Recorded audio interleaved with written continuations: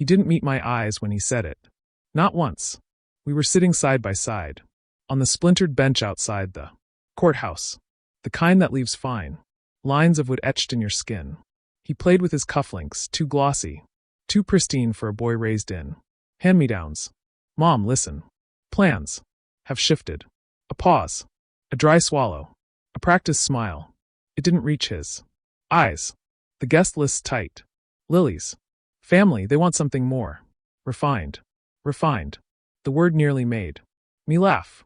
He kept talking quicker now, like the truth might hurt less if rushed. They're footing the bill. The venue, the food. Rosewood Manor. Isn't cheap. They just want perfect. You get that, right? I nodded. Because that's what you do when your child trades your history for someone else's status.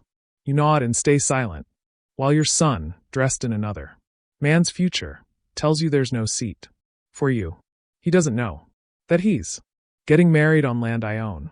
I built Rosewood Manor, not with tools but contracts, quiet deals, and the inheritance of ruined dynasties. 12 years ago, when the old owners lost it to a trust collapse, I purchased it quietly, layers deep, anonymous shell companies. My name, nowhere. My voice forgotten in the walls. I liked it that way. Distant.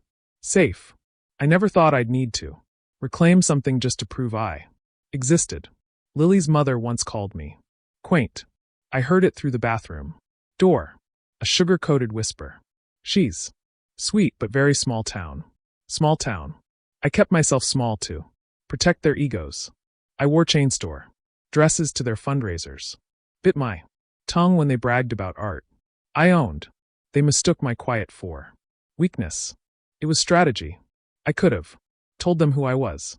But people reveal more when they think you're no one. I visited the manor the week before. The vows. Not as mom, but as owner. Doing an inspection. Nobody knew me. The staff were all new. Even the groundskeeper I gave a second chance. He nodded, respectful. Still owed me. The ballroom was drowning in white orchids and overpriced confidence. Each table had a $17,000 centerpiece. No chair for me. I watched Lily's father order the coordinator like he owned the estate. I let him. Upstairs. I paused by the suite with my name on the deed. My hand hovered. I didn't go in. Instead, I went home, opened the file. Deeds. Titles. Permit approvals. My signature on every one. Hidden. Valid. I had no plans to use them. Then my son forwarded an email. Subject, finalized guest list, do not edit. I wasn't on it. But under grooms. Family, were two names, Lily's parents. I had been replaced.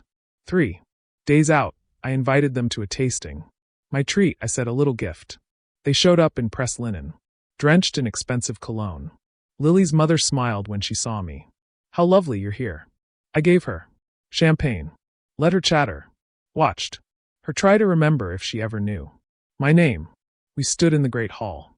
I gestured around. Gorgeous, isn't it? She nodded, distracted by flowers she didn't know I approved. Then I gave her an envelope. Heavy. Legal. She opened it. First silence. Then a frown. Then you're joking. I didn't blink. No. My son looked over her shoulder. His face drained like spilled wine. On rented linen. He turned to me. Eyes searching. For regret? I gave him none. Why didn't you tell us? He asked softly. Because you never asked. On the morning of the wedding, I arrived without an invite. Walked. Past the gate I restored. By the fountain I paid for. Along the path. Lined with blooms her planner had insisted be flown in. People stared. At the welcome table, the attendant hesitated. Are you? I'm not on the list, I said. Then handed her a document. Eviction notice. Private use. Violation. Immediate enforcement. Behind me, the murmurs started. Lily's father charged up, red-faced. You can't be serious. This is our daughter's wedding. I turned slowly. No. This is my property. And your daughter is trespassing. Security. Mine stepped forward. No chaos. No shouting. Just stunned silence. The guests were walked out, quiet. Confused. My son stood on the steps. Creased tuxedo, slack jaw. You ruined Everything, he said. I looked at him. This boy I raised into a stranger. No, I said. You gave it away. They held the reception in a park. I didn't attend. Instead, I walked. The manor's quiet halls. No speeches. No music. Just the sound of truth in my footsteps. I don't regret it. Not the silence, not the secrecy. Not the moment I let their fantasy burn in a reality I never had to say. Only show. Love when measured in status isn't love. It's business. And I've always excelled at business. Final line. They invited the version of me they imagined, but I arrived as the woman they could never command.